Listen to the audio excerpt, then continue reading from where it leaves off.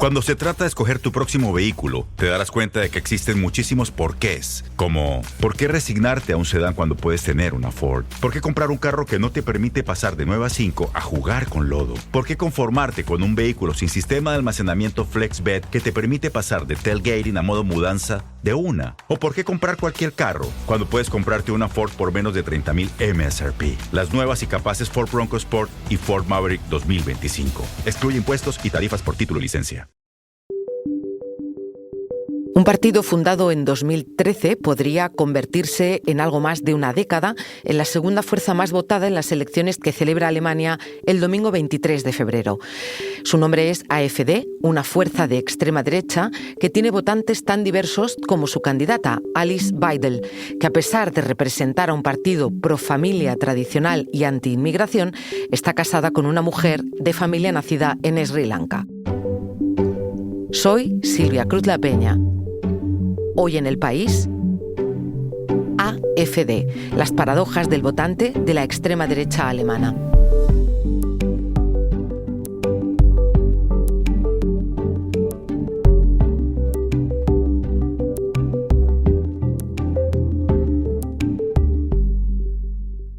Para entender cómo llega Alemania a estas elecciones anticipadas del domingo 23 de febrero, he llamado a Marc Bassets, corresponsal en Berlín. Hola, Marc.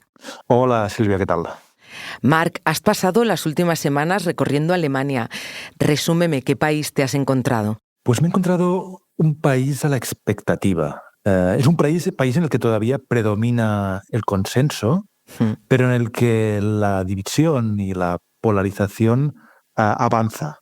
La economía está estancada desde el año 2019. La industria, que es un pilar fundamental para la fuerza económica de Alemania, primera economía de la Unión Europea, la industria está en crisis y Alemania tiene un partido de extrema derecha, Alternativa para Alemania, AfD, en sus siglas alemanas. Sí. Este partido atrae millones de votantes y puede ser el segundo más votado en las elecciones del 23 de febrero.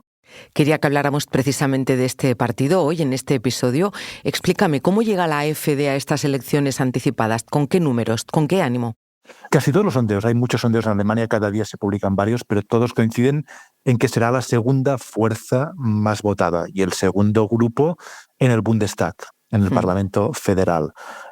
Prevén que tenga en torno al 20% de votos. AfD es un partido contrario a la inmigración, contrario a la Unión Europea y que en muy pocos años, se fundó en el 2013, ha logrado situarse, casi diría, en el centro, aunque ideológicamente no está en el centro, pero sí en el centro de muchos debates y de la pelea política en Alemania. Dices, y te he leído estos días también, Marc, que la AfD ha puesto patas arriba el consenso en Alemania, ¿no? Que se ha puesto un poquito más, la sociedad más polarizada. ¿Cómo ha hecho esto la AfD? ¿Cómo llega a ser la segunda fuerza con más opciones? Hay una fecha clave en la historia de la AfD y que seguramente explica su éxito. ¿Cómo pasa un partido de acabar de fundarse a en una década o poco más de una década a tener esta posición? La fecha es 2015, cuando Angela Merkel, que entonces era canciller, la democristiana Angela Merkel, decidió permitir la entrada de 1 millón de refugiados a Alemania en plena crisis de la inmigración por las guerras en Oriente Próximo y por Siria. Aquel gesto humanitario de Angela Merkel provocó una reacción en contra en una parte de la sociedad alemana. Y aquello disparó a este partido, que hasta entonces, hasta el 2015, en sus inicios, había sido un partido centrado en la economía, un partido liberal, o podríamos decir ultraliberal, y cambió el foco para pasar de la economía a hacer de su tema central la inmigración. Y esto lo propulsó hasta la situación actual, en la que, como decíamos, seguramente puede ser la segunda fuerza más votada en Alemania. Me queda claro que es un partido anti-inmigración. Me has dicho antes que también anti-europeo. ¿Qué otras ideas defiende la AfD? AfD es un partido claramente conservador o ultraconservador. Al contrario que otros partidos de la que se podrían situar en la misma familia, como el reagrupamiento nacional de Marine Le Pen, que es mucho más transversal y populista, podríamos decir. AfD está claramente a la derecha y, por ejemplo, en su programa electoral defiende la familia tradicional. Es escéptico respecto al cambio climático, la cuestión del aborto también se posiciona en la derecha tradicionalista o la derecha dura, y después también preserva, aunque todavía ya no es el punto principal, pero esta políticas económicas liberales o ultraliberales, la cual cosa también le diferencia de otros partidos en Europa como Marine Le Pen, que son más sociales. Y creo que tiene también una candidata bastante particular, ¿no? O un perfil un tanto novedoso. ¿Puede ser? Sí, la candidata y copresidenta de AfD se llama Alice Weidel, y es muy interesante como figura política, porque en este partido tradicionalista que defiende la familia tradicional, y yo estuve en el Congreso hace unas semanas donde se votó la moción para decir que la familia tradicional es un hombre y una mujer, y los hijos tienen que tener un padre y una madre. Pues la candidata Alice Weidel convive con una mujer, es lesbiana, su mujer es una suiza, nacida en Sri Lanka, es decir, con orígenes inmigrantes, y tienen 2 hijos. O sea, y esto es una contradicción enorme, ¿no? En un partido que defiende, claro, entre comillas, unos valores, y que su candidata no los cumple. ¿Y esto dentro del partido cómo se percibe? ¿Es una candidata que sienten que les puede dar un valor o que se lo puede restar? Sí, lo que dicen los militantes y dirigentes de AfD cuando se les pregunta por esta contradicción, dicen: somos un partido liberal y toleramos cualquier opción, ¿no? Una cosa es los principios que tengamos y otra cosa es después la libertad de cada uno.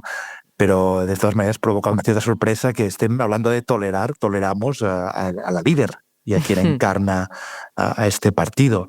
Yo creo que seguramente esto suma. Porque este partido, gracias a tener una candidata como Alice Weidel, tiene un rostro y una portavoz y una imagen pública moderna, claro, cosmopolita, hasta podríamos decir progresista en el estilo de vida, que hace olvidar la ideología que hay detrás de este partido, y ideología que al mismo tiempo y paradójicamente Weidel representa y comunica a la sociedad. Te pregunto por ella también, Marc, porque estamos en un momento en el que varias líderes de extrema derecha son mujeres, precisamente en Europa. Sí, me parece un fenómeno interesante y muy significativo de estos tiempos. Tenemos a Alice Weidel en Alemania, tenemos a Giorgia Meloni en Italia, tenemos a Marine Le Pen en Francia. En Alemania, la mayoría de candidatos son hombres, ¿no? Los partidos de izquierdas, de centro, de derecha moderada, son todos hombres. Hay otra candidata mujer en un partido de izquierda populista, pero es curioso que sea la extrema derecha quien tenga a una mujer candidata, y que esto no ocurra solo en Alemania, sino que sea un fenómeno europeo. Me pregunto, y no sé si tengo la respuesta, ¿qué significa esto y qué dice esto, ¿no? de la política de nuestros países, del feminismo, de los techos de cristal? Sin duda estas mujeres han roto techos de cristal y han logrado imponerse en partidos muy masculinos y en algunos casos muy machistas, y han logrado imponerse a otros hombres y liderarlos. Y liderarlos, visto los resultados electorales, con éxito. Pues vamos a seguir hablando de quiénes son los que están y las que están dispuestos a seguir a esta líder de extrema derecha en estas elecciones, pero dame un momento, Marc, enseguida volvemos.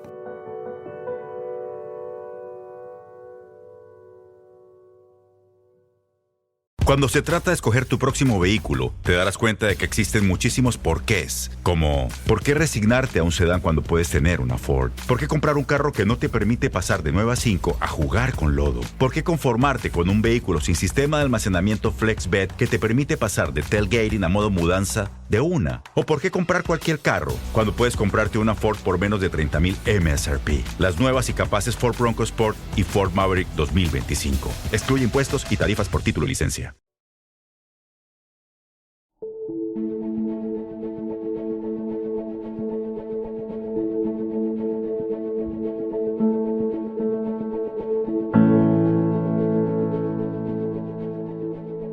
Estoy hablando con Marc Bassets, corresponsal en Berlín, sobre las elecciones que se celebrarán este domingo 23 de febrero en Alemania. Estábamos hablando de la candidata del partido de extrema derecha AfD. Ahora escuchamos de fondo el sonido del río Elba, porque es el río que dividía las dos Alemanias hasta que cayó el muro. ¿Qué más simboliza ese río, Marc? El Elba es un río que simboliza mucho en la historia de Alemania y de Europa, en la cultura, en la religión, en el pensamiento. No es solo el río por el que pasaba el telón de acero, no literalmente porque el telón no estaba en el río, pero dividía la República Democrática Alemana de la República Federal de Alemania. Dividía Europa entre la Europa comunista y la Europa capitalista durante la Guerra Fría. Pero esta división viene de mucho antes, data de milenios, entre los romanizados y los no romanizados, entre germanos y eslavos, más tarde entre católicos y protestantes, entre la Alemania que miraba a Francia, a las Islas Británicas, los Estados Unidos, y la Alemania que miraba al este, al oriente, a Rusia. El Elba, escuchamos y que grabé pasando por ahí con el fotógrafo Ed Alcock mientras hacíamos el reportaje para El País Semanal. Sí. El Elba es un símbolo de muchas divisiones que perviven todavía en Alemania. ¿Y cuál es la división que marca hoy ese río, Marc? La división que marca el río Elba ahora no es tan nítida, evidentemente, como durante la Guerra Fría, pero sigue marcando una divisoria.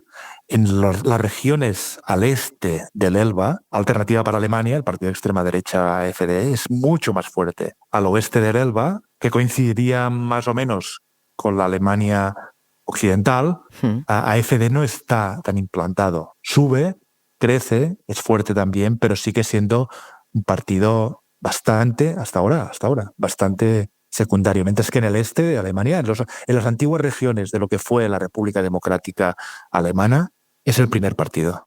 Claramente la fuerza del partido es distinta según la zona. Ahora me gustaría que me hablaras de cómo es el votante de AfD, porque no es un bloque.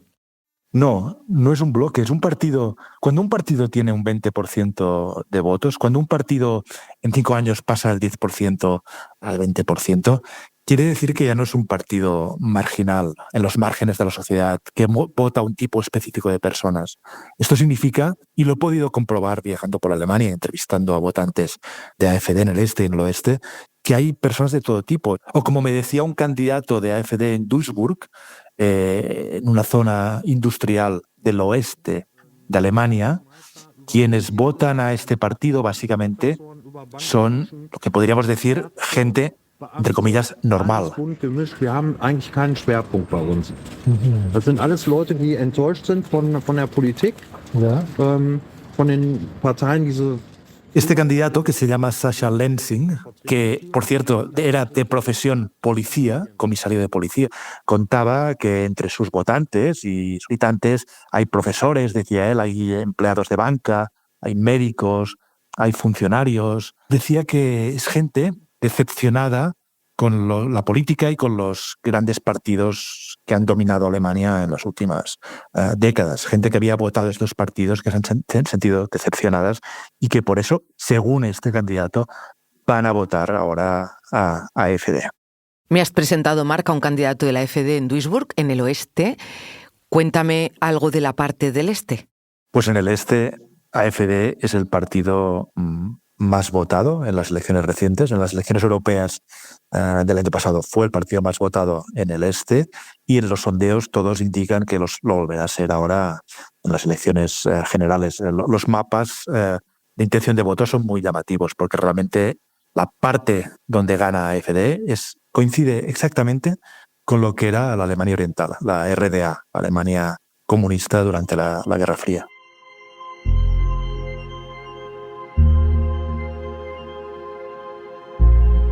Durante el viaje del que te hablaba antes, me encontré en Magdeburgo, ciudad del este de Alemania, con Hans Thomas Tilschneider, que es diputado regional de AfD. Y le pregunté a Tilschneider por qué AfD, por qué su partido de extrema derecha es tan fuerte en la Alemania del Este y es mucho más fuerte en la Alemania del Este que en la Alemania del Oeste.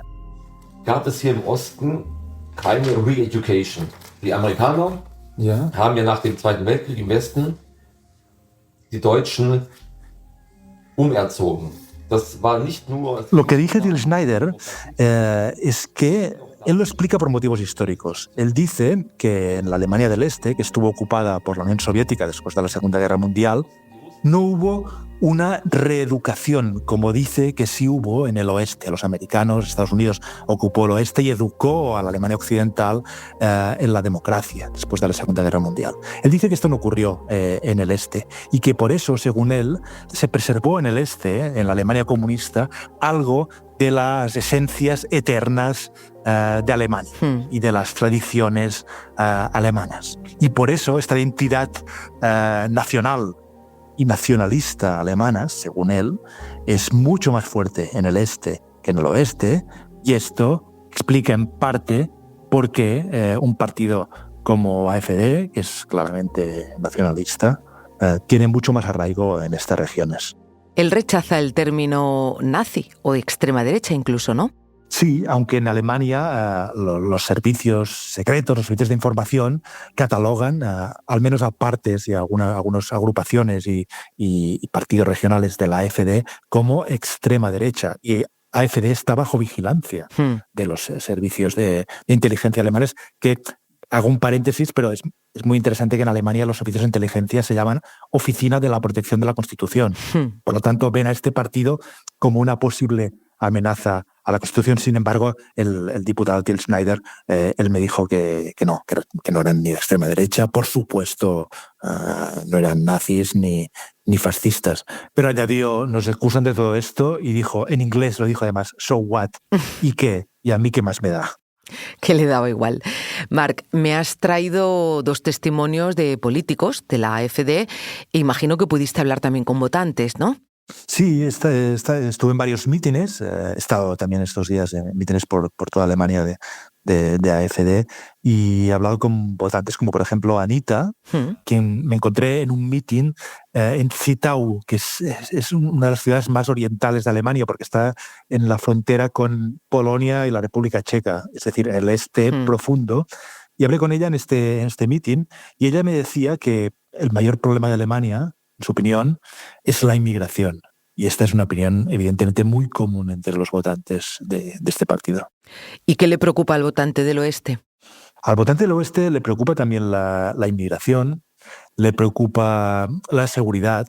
En Alemania ha habido en los últimos meses varios atentados, ataques, crímenes perpetrados por inmigrantes o demandantes de asilo, y que han provocado polémicas, titulares, y esto ha creado o contribuye a alimentar esta sensación de inseguridad. Y le preocupa también la economía. Como decíamos, Alemania pasa por una crisis económica, ha pasado 2 años de recesión, una crisis industrial, y esto también contribuye a que suba el voto de AfD, como un partido que está fuera del amplio centro alemán, donde están los partidos moderados que han gobernado Alemania en las últimas décadas, y AfD representa una alternativa, como dice su nombre, que es muy significativo, una alternativa a lo que ya se conoce, a lo que ya conocemos.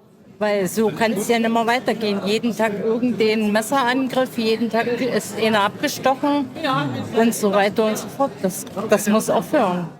Estamos hablando todo el rato, Marc, de este y oeste, y quería preguntarte si hay datos económicos, datos de industrialización, de empleo, que dividan a Alemania en 2 también actualmente.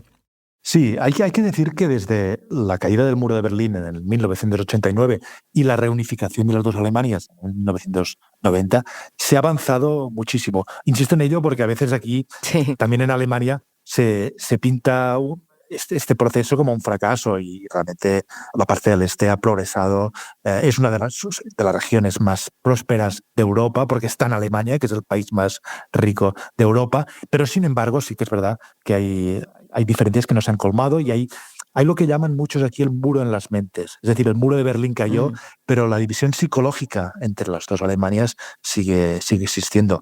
El este en general es más pobre, los salarios se calcula un 30% por debajo en el este, por debajo del oeste. Y un dato interesante, aunque los germanorientales representan cerca del 20% de la población de toda Alemania, En el este de Alemania solo son el 4% de los dirigentes empresariales. Ajá. Al caer el muro hubo una sustitución. Vinieron muchos germano-occidentales a dirigir empresas, a montar empresas, incluso en los medios de comunicación. Muchos directores de medios o periodistas venían del oeste. Y esto ha creado un agravio, ¿no?, en el este, la sensación de ser, esto lo dicen muchas personas en el este, ciudadanos de segunda clase. Y esto es un factor también, en mi opinión, decisivo para explicar por qué Alternativa de Alemania es tan fuerte en el este.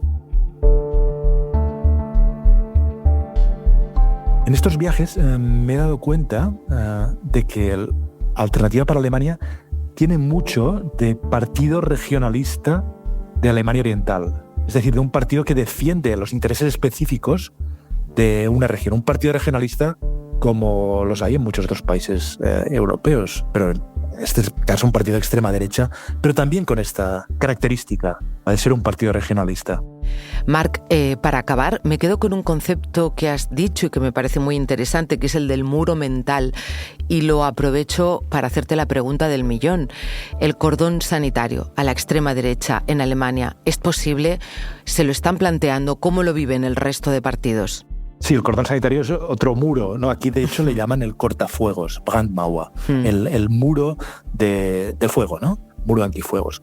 El cordón sanitario en Alemania está vigente y no hay indicios de que pueda desaparecer. Todos los partidos, desde la CDU, que es el partido de la derecha tradicional o la derecha moderada, hasta los partidos de izquierda, están de acuerdo en evitar e impedir que llegue al poder la extrema derecha, AfD. Por eso, aunque vaya a tener un gran éxito electoral, va a tener seguramente en torno al 20% de votos, si los sondeos no se equivocan, no tiene ninguna posibilidad de llegar al poder AfD. Y sin embargo, este muro empieza a agrietarse. Hace unas semanas el Partido Democristiano, la derecha tradicional, lo que sería el PP en España, aceptó los votos de AfD para aprobar varias iniciativas sobre inmigración en el Bundestag. Y esto suscitó enormes críticas, porque aunque no era un acuerdo, ya era un acercamiento. Y luego hay muchos alemanes a los que entrevistas y con quienes hablas y que te dicen que les parece antidemocrático, ¿no? Les parece antidemocrático que un partido que tiene millones de votantes no pueda nunca gobernar y que incluso, como ha ocurrido en algunas regiones, sea el partido más votado en unas elecciones y el resto se unan en contra de él para que no gobierne en esta región. Y esto es lo que me decía, por ejemplo, justo a la orilla del Elba, Jürgen, un jubilado que estaba paseando y con el que hablé de esta cuestión. Extremer. Sie wissen die Probleme mit der AfD. Und, Qué interesante es ese debate, Marc. Qué interesante el peso simbólico de ese río del que seguiremos hablando seguramente en el futuro. Que tengas una muy buena cobertura electoral y gracias, como siempre. Gracias, Silvia.